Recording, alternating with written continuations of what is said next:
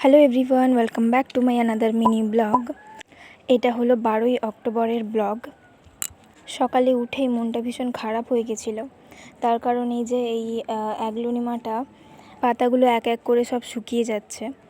আর ভুলটা আসলে আমারই। এই অ্যাগলোনিমাটার রোদের কোনো প্রয়োজন হয় না, এটা ইনডাইরেক্ট সানলাইট হলেই হয়।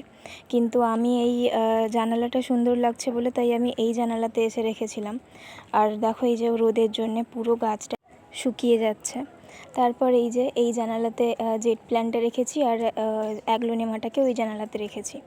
তারপর এই যে সমস্ত শুকনো পাতাগুলো বের করে দিলাম, দেন গাছগুলোকে ঠিকঠাক করে আর যা গাছের যা ওয়েস্টেজ পাতা ছিল সেগুলো সমস্ত কিছু বের করে ভালো করে পরিষ্কার করে আপাতত এইভাবে করে রেখেছি।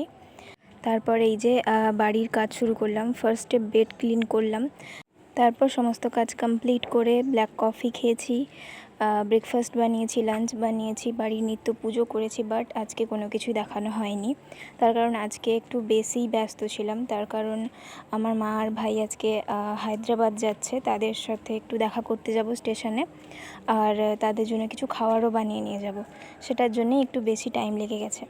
তারপরে এই যে মায়েদের সাথে কথা বলে ওদের সাথে কিছুক্ষণ টাইম কাটিয়ে তারপর ওদের ট্রেন ছেড়ে দেওয়ার পর এই যে আমরা বাইরে বেরিয়ে এসেছি। আচ্ছা, আমার মতো চা পাগলু কে কে আছো অবশ্যই কমেন্টে হাত তুলে যাও। এখন বাজে দুপুর 2টো, আর এই যে স্টেশনে দাঁড়িয়ে আমি এখন চা খাচ্ছি। আসলে খড়গপুর স্টেশনের চা মিস করা যায় না, সে যটাই বাজুক না কেন। তারপর এই যে বাড়ি ফিরে ফ্রেশ হয়ে নিয়েছি, দেন লাঞ্চ আফটার লাঞ্চ এই যে দই খেতে খেতে আমি এখানে নেচার এনজয় করি। আজকের জন্য এতটাই। ভিডিওটা ভালো লাগলে অবশ্যই একটা লাইক করে যেও। টাটা।